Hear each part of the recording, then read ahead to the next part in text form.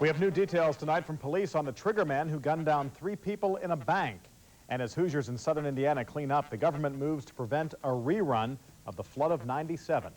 The Night Beat starts now. Now, Channel 13 Eyewitness News brings you Central Indiana's #1 late newscast. Night Beats with John Stair and Ann Ryder.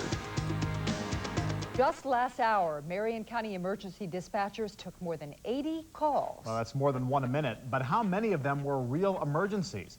Dispatchers say routine calls tie up the lines, and that slows help to Hoosiers who need it fast. Night Beat reporter Yolanda Walker has tonight's top story. 581, certainly, 303. We treat everything as if it's an emergency until proven otherwise. Police were called to this corner liquor store on the near north side. A legitimate call.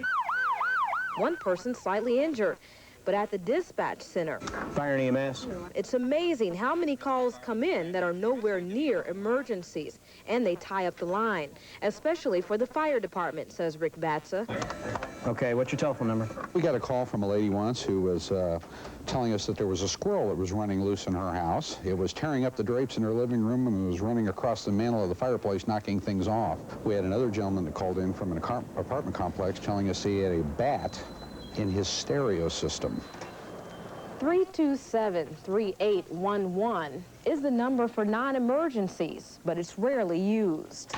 I think they need to publicize the number a little bit more so they will know that that number needs to be called. I'd be very upset if I couldn't get through. I think the emergency line 911 should be used just for the emergency. 10-8, we'll file a report. And then maybe the response time to real emergencies will be quicker and more efficient.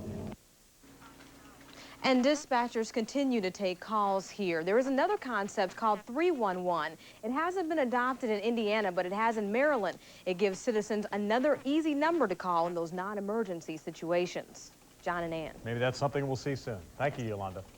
Tonight, police won't say if they have